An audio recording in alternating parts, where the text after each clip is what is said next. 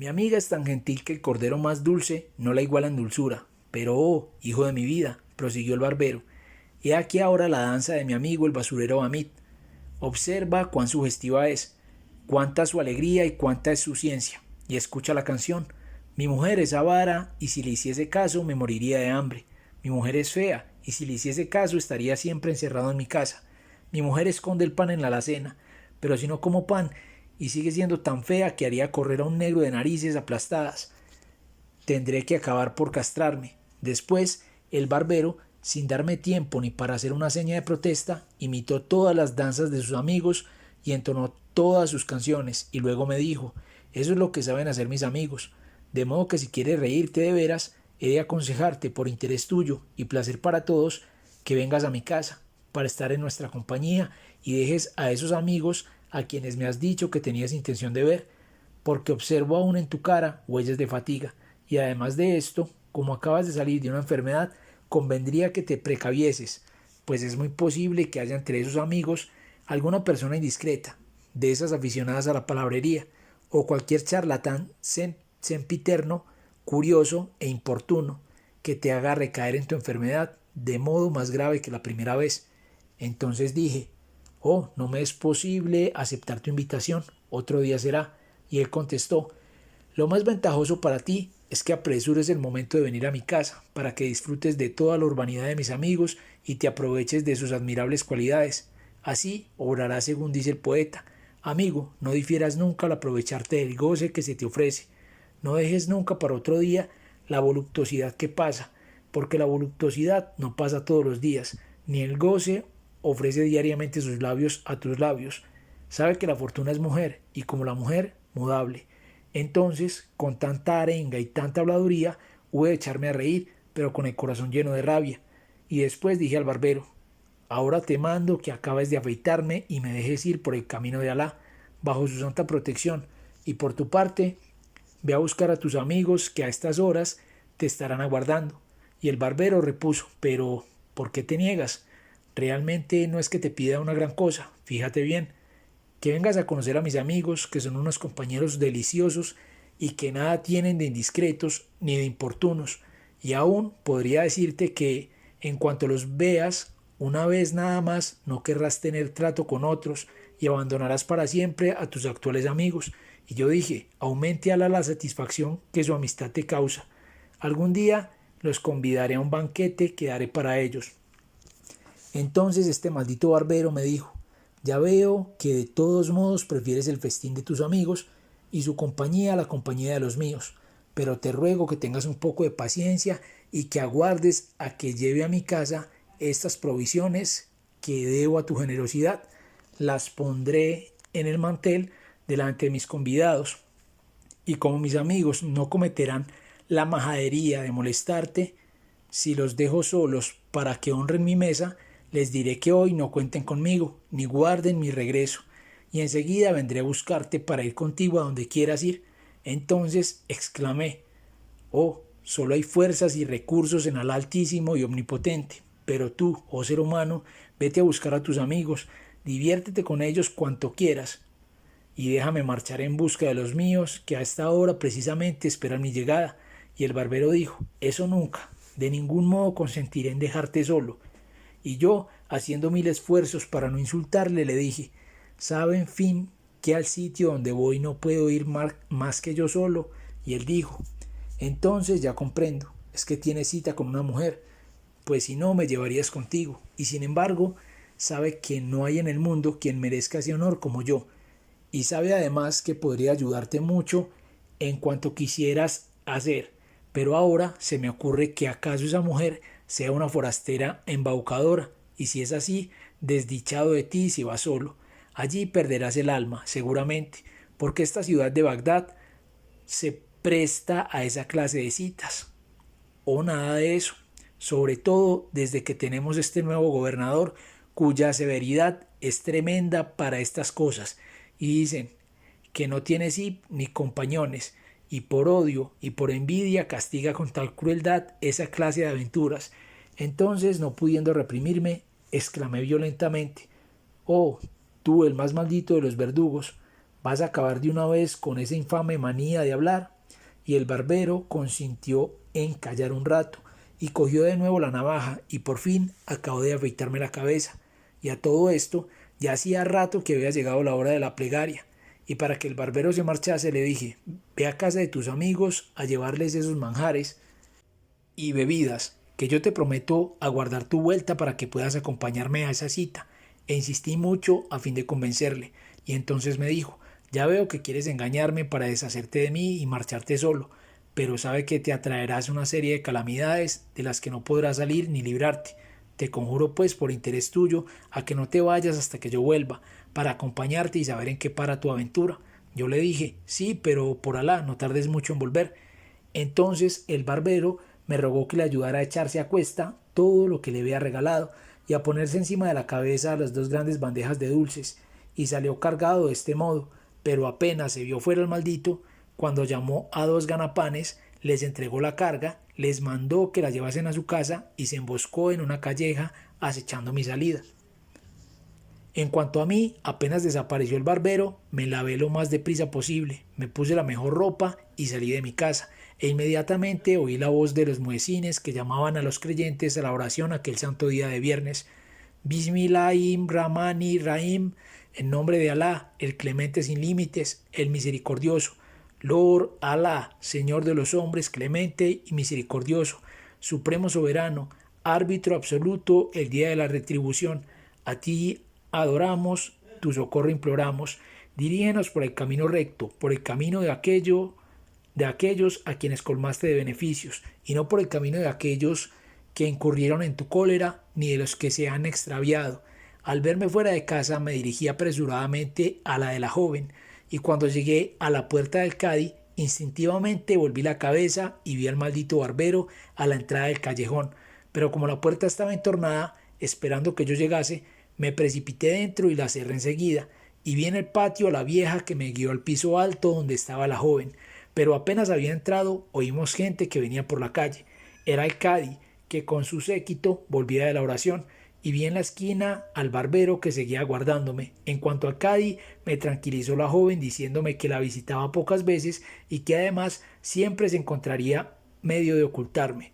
Pero por mi desgracia, había dispuesto a Alá que ocurriera un incidente cuyas consecuencias no pudieron serme más fatales.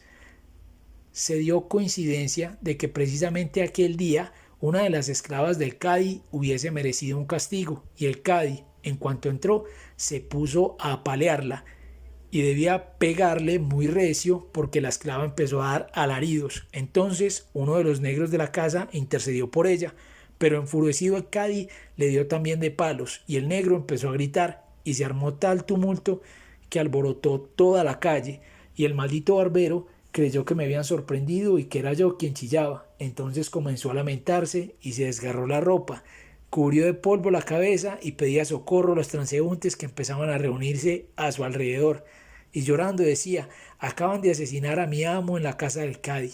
Después, siempre chillando, corrió a mi casa seguido de la multitud, y avisó a mis criados, que enseguida se armaron de garrotes y corrieron hacia la casa del Cadi vociferando y alentándose mutuamente, y llegaron todos con el barbero a la cabeza, y el barbero seguía destrozándose la ropa y gritando a voz en cuello delante de la puerta del Cadi junto a donde yo estaba. Y cuando el Cadi oyó este tumulto, miró por una ventana y vio a todos aquellos energúmenos que golpeaban su puerta con los palos. Entonces, juzgando que la cosa era bastante grave, bajó, abrió la puerta y preguntó: ¿qué pasa, buena gente? Y mis criados le dijeron: ¿eres tú quien ha matado a nuestro amo? Y él repuso: ¿pero quién es vuestro amo? ¿Y qué ha hecho para que yo lo mate? En este momento de su narración, Sherezada vio aparecer la mañana y se cayó discretamente. Pero cuando llegó la 30ª noche, ella dijo: he llegado a saber, oh rey afortunado, que el Cadi, sorprendido, les dijo: ¿qué ha hecho vuestro amo para que yo lo mate? ¿Y por qué está entre vosotros ese barbero que chilla y se revuelve como un asno? Entonces el barbero exclamó: tú eres quien ha matado a palos a mi amo, pues yo estaba en la calle y oí sus gritos. Y el Cadi contestó: ¿pero quién es tu amo? ¿De dónde viene? ¿A dónde va? ¿Quién lo ha traído aquí? Y el barbero dijo: malhadado Cadi, no te hagas el tonto, pues de toda la historia, la entrada de mi amo en tu casa y todos los demás pormenores. Sé, y ahora quiero que todo el mundo lo sepa, que tu hija está prendada de mi amo, y mi amo la corresponde, y le ha acompañado hasta aquí, y tú lo has sorprendido en la cama con tu hija y lo has matado a palos, sin ayuda de tu servidumbre, y yo te voy a obligar ahora mismo a que vengas conmigo al palacio de nuestro único juez, el califa, como no prefieras devolvernos inmediatamente a nuestro amo, indemnizarle de los malos tratos que le has hecho sufrir y entregárnoslo sano y salvo a mí y a sus parientes. Si no, me obligarás a entrar a viva fuerza en tu casa para libertarlo.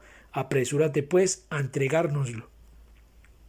Al oír estas palabras, el cadi quedó cortado y lleno de confusión y de vergüenza ante toda aquella gente que estaba escuchando, pero de todos modos, volviéndose hacia el barbero, le dijo: si no eres un embaucador, te autorizo para que entres en mi casa y busques a tu amo por donde quieras y lo libertes.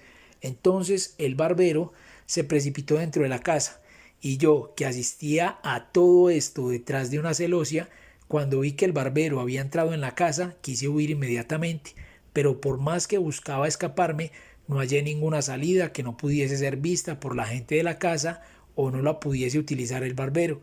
Sin embargo, en una de las habitaciones encontré un cofre enorme que estaba vacío y me apresuré a esconderme en él, dejando caer la tapa, y allí me quedé bien quieto, conteniendo la respiración. Pero el barbero, después de buscar por toda la casa, entró en aquel cuarto y debió mirar a derecha e izquierda y ver el cofre. Entonces el maldito comprendió que yo estaba adentro y sin decir nada lo cogió, se lo puso a la cabeza y buscó a escape la salida mientras que yo me moría de miedo. Pero dispuso la fatalidad que el populacho se empeñase en ver lo que había en el cofre, y de pronto levantaron la tapa y yo, no pudiendo soportar aquella vergüenza, me levanté súbitamente y me tiré al suelo, pero con tal precipitación que me rompió una pierna, y desde entonces estoy cojo. Y luego solo pensé en escapar y esconderme, y como me vi entre una muchedumbre tan extraordinaria, me puse a echar puñados de monedas, y mientras se detuvieron a recoger el oro, me escurrí y escapé lo más aprisa que pude, y así recorrí las calles más oscuras y más apartadas. Pero juzgad cuál sería mi temor cuando de pronto vi al barbero detrás de mí y decía a gritos: «Oh, buenas gentes, gracias a Alá que he encontrado a mi amo». Después, sin dejar de correr detrás de mí, me dijo: «Oh, mi señor, ya ves ahora cuán mal hiciste en obrar con impaciencia y sin atender a mis consejos, porque según has podido comprobar, no eras hombre de muchas luces, pues eres muy arrebatado y hasta algo simple. Pero señor, ¿a dónde corres así? Aguárdame». Y yo, que no sabía ya cómo deshacerme de aquella calamidad, a no ser por la muerte, me paré y le dije: «Oh barbero, ¿no te basta con haberme puesto en el estado en que me ves? ¿Quieres pues mi muerte?». Pero al acabar de hablar, vi abierta delante de mí la tienda de un mercader amigo mío. Me precipité dentro y supliqué al mercader que le impidiera entrar detrás de mí a ese maldito, y pudo lograrlo con la amenaza de un garrote enorme y echándole miradas terribles. Pero el barbero no se fue sin maldecir al mercader y también al padre y al abuelo del mercader, vomitando insultos, injurias y maldiciones tanto contra mí como contra el mercader, y yo di gracias al recompensador por aquella liberación que no esperaba nunca.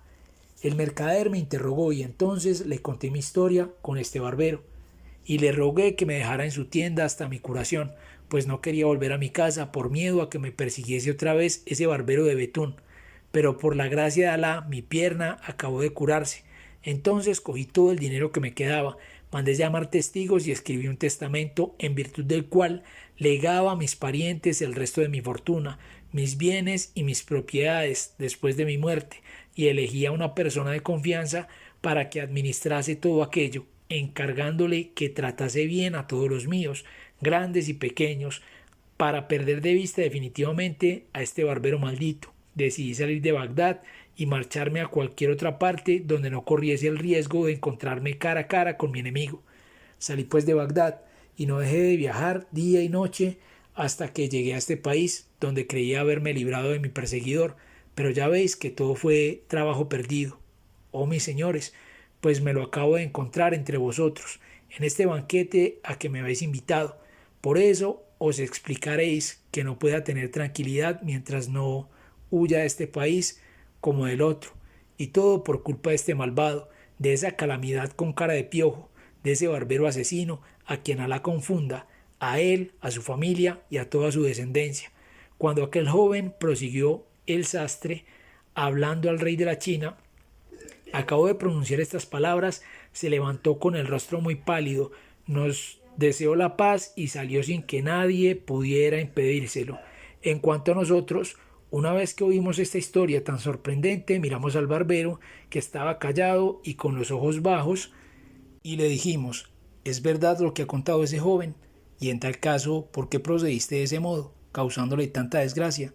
Entonces el barbero levantó la frente y nos dijo: por Alá, bien sabía yo lo que me hacía al obrar así, y lo hice para ahorrarle mayores calamidades, pues a no ser por mí estaba perdido sin remedio, y tiene que dar gracias a Alá y dármelas a mí por no haber perdido más que una pierna en vez de perderse por completo.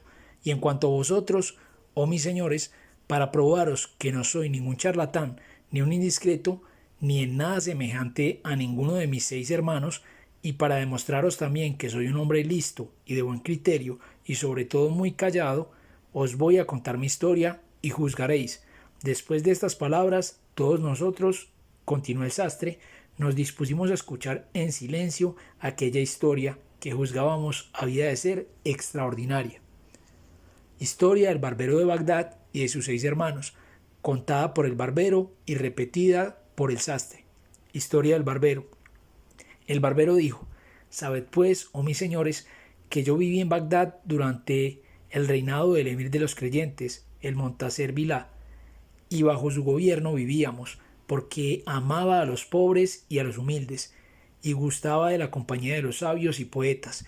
Pero un día entre los días el califa tuvo motivos de queja contra 10 individuos que habitaban no lejos de la ciudad, y mandó al gobernador lugarteniente que trajese entre sus manos a estos 10 individuos, y quiso el destino que precisamente cuando les hacían atravesar el Tigris en una barca, estuviese yo en la orilla del río, y vi a aquellos hombres en la barca, y dije para mí: seguramente esos hombres se han dado cita en esa barca para pasarse en diversiones todo el día, comiendo y bebiendo. Así es que necesariamente me tengo que convidar para tomar parte en el festín. Me aproximé a la orilla y, sin decir palabra, que por algo soy el silencioso, salté a la barca y me mezclé con todos ellos. Pero de pronto vi llegar a los guardias del wali, que se apoderaron de todos, les echaron a cada uno una argolla al cuello y cadenas a las manos, y acabaron por cogerme a mí también y ponerme a sí mismo la argolla al cuello y las cadenas a las manos, y yo no dije palabra, lo cual os demostrará, oh mis señores, mi firmeza de carácter y mi poca locuacidad. Me aguanté pues sin protestar, y me vi llevado con los 10 individuos a la presencia del emir de los creyentes, el califa Montaser Bilá. Y en cuanto nos vio, el califa llamó al portalfanje y le dijo: corta inmediatamente la cabeza de esos 10 malvados. Y el verdugo nos puso en fila en el patio, a la vista del califa, y empuñando al alfanje hirió la primera cabeza y la hizo saltar, y la segunda y la tercera hasta la 10ª, pero cuando llegó a mí, el número de cabezas cortadas era precisamente el de 10, y no tenía orden de cortar ni una más. Se detuvo, por lo tanto, y dijo al califa que sus órdenes estaban ya cumplidas. Pero entonces volvió la cara el califa y, viéndome todavía en pie, exclamó: oh mi portalfanje, te he mandado cortar la cabeza a los 10 malvados. ¿Cómo es que perdonaste al 10º? Y el portalfanje repuso: por la gracia de Alá sobre ti y por la tuya sobre nosotros, he cortado 10 cabezas. Y el califa dijo: vamos a ver, cuéntalas delante de mí. Las contó y efectivamente resultaron 10 cabezas. Y entonces el califa me miró y me dijo: ¿pero tú quién eres? ¿Y por qué haces y qué haces ahí entre esos bandidos derramadores de sangre? Entonces, oh señores, y solo entonces, al ser interrogado por el emir de los creyentes, me resolví a hablar y dije: oh emir de los creyentes, soy el jeique a quien llaman el Samed, a causa de mi poca locuacidad. En punto a prudencia, tengo un buen acopio en mi persona, y en cuanto a la rectitud de mi juicio, la gravedad de mis palabras, lo excelente de mi razón, lo agudo de mi inteligencia y mi ninguna verbosidad, nada he de decirte, pues tales cualidades son en mí infinitas. Mi oficio es el de afeitar cabezas y barbas, escarifar piernas y pantorrillas y aplicar ventosas y sanguijuelas, y soy uno de los 7 hijos de mi padre, y mis 6 hermanos están vivos. Pero he aquí la aventura. Esta misma mañana me paseaba yo a lo largo del Tigris cuando vi a esos 10 individuos que saltaban a una barca y me junté con ellos. Y con ellos me embarqué, creyendo que estaban convidados a algún banquete en el río. Pero he aquí que apenas llegamos a la otra orilla, adiviné que me encontraba entre criminales y me di cuenta de esto al ver a tus guardias que se nos echaban encima y nos ponían la argolla al cuello. Y aunque nada tenía yo que ver con esa gente, no quise hablar ni una palabra ni protestar de ningún modo, obligándome a ello mi excesiva firmeza de carácter y mi ninguna locuacidad, y mezclado con estos hombres,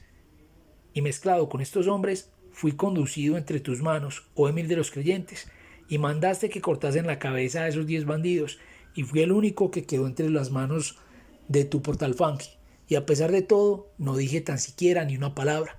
Creo pues que esto es una buena prueba de valor y de firmeza muy considerable, y además el solo hecho de unirme con esos 10 desconocidos es por sí mismo la mayor demostración de valentía que yo sepa. Pero no te asombre mi acción, oh Emir de los creyentes, pues toda mi vida he procedido del mismo modo, queriendo favorecer a los extraños. Cuando el califa oyó mis palabras y advirtió en ellas que en mí era nativo el valor y la virilidad, y amor al silencio y a la compostura, y mi odio a la indiscreción y a la impertinencia, a pesar de lo que diga ese joven cojo que estaba ahí hace un momento y a quien salvé de toda clase de calamidades, el emir dijo: «Oh venerable jeique, barbero espiritual e ingenio lleno de gravedad y de sabiduría, dime, ¿y tus 6 hermanos son como tú? ¿Te igualan en prudencia, talento y discreción?». Y yo respondí: «Alá me libre de ellos. Cuán poco se asemejan a mí, oh emir de los creyentes.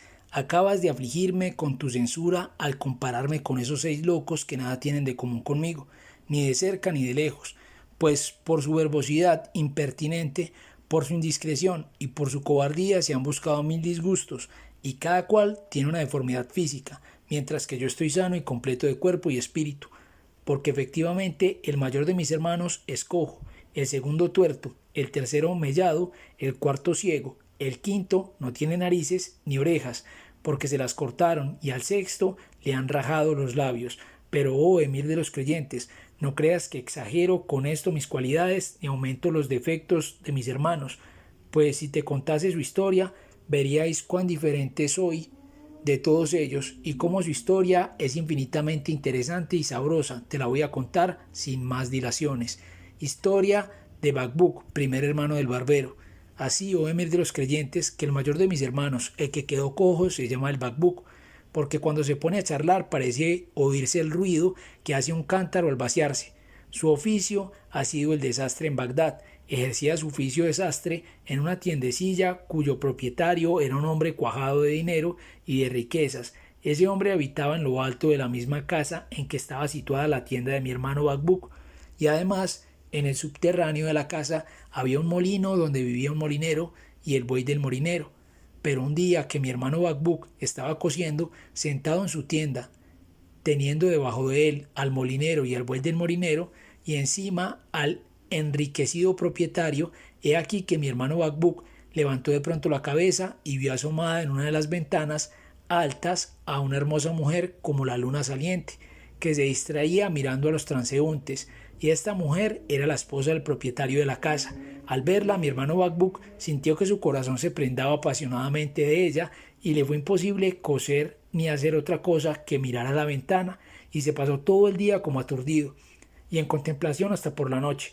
Y al día siguiente, en cuanto amaneció, se sentó en su sitio de costumbre y mientras cosía, muy poco a poco, levantaba a cada momento la cabeza para mirar a la ventana, y a cada puntada que daba con la aguja se pinchaba los dedos, pues tenía los ojos en la ventana constantemente, y así estuvo varios días, durante los cuales apenas si trabajó, ni su labor valió más de un dracma. En cuanto a la joven, comprendió enseguida los sentimientos de mi hermano Bacbuk y se propuso sacarles todo el partido posible y divertirse a su costa. Y un día que estaba mi hermano más entontecido que de costumbre, la joven le dirigió una mirada asesina que se clavó inmediatamente en el corazón de Bacbuk, y Bacbuk miró enseguida a la joven, pero de un modo tan ridículo que ella se quitó de la ventana para reírse a su gusto, y fue tal su explosión de risa que se cayó de trasero sobre el piso. Pero el infeliz Bacbuk llegó al límite de la alegría pensando que la joven le había mirado cariñosamente. Así es que al día siguiente no se asombró ni con mucho mi hermano Bacbuk cuando vio entrar en su tienda al propietario de la casa, que llevaba debajo del brazo una hermosa pieza de hilo envuelta en un pañuelo de seda, y le dijo: «Te traigo esta pieza de tela para que me cortes unas camisas». Entonces Bacbuk no dudó que aquel hombre estaba allí enviado por su mujer y contestó: «Sobre mis ojos y sobre mi cabeza. Esta misma noche estarán acabadas tus camisas». Y efectivamente, mi hermano se puso a trabajar con tal ahínco, privándose hasta de comer, que por la noche, cuando llegó el propietario de la casa, ya tenía las 20 camisas cortadas, cosidas y empaquetadas en el pañuelo de seda. Y el propietario de la casa le preguntó: «¿Qué te debo?». Pero precisamente en aquel instante se presentó furtivamente en la ventana la joven y dirigió una mirada a Bacbuk, haciéndole una seña con los ojos como indicándole que no aceptase nada, y mi hermano no quiso cobrarle nada al propietario de la casa, por más que en aquella ocasión estuviese muy apurado y cualquier dinero habría sido para él una gran ayuda, pero sí consideró dichoso con trabajar para el marido y favorecerle por amor a la linda cara de la mujer. Y al día siguiente, al amanecer, se presentó el propietario de la casa con otra pieza de tela debajo del brazo y le dijo a mi hermano Bacbuk: «He aquí que acaban de advertirme en mi casa que necesito también calzoncillos nuevos para ponerlos con las camisas nuevas, y te traigo esta otra pieza de tela para que me hagas calzoncillos, pero que sean muy anchos, y no escatimes para nada los pliegues ni la tela». Mi hermano contestó: «Escucho y obedezco». Y se estuvo 3 días completos, cose que te cose, sin tomar otro alimento que el estrictamente necesario, pues no quería perder tiempo.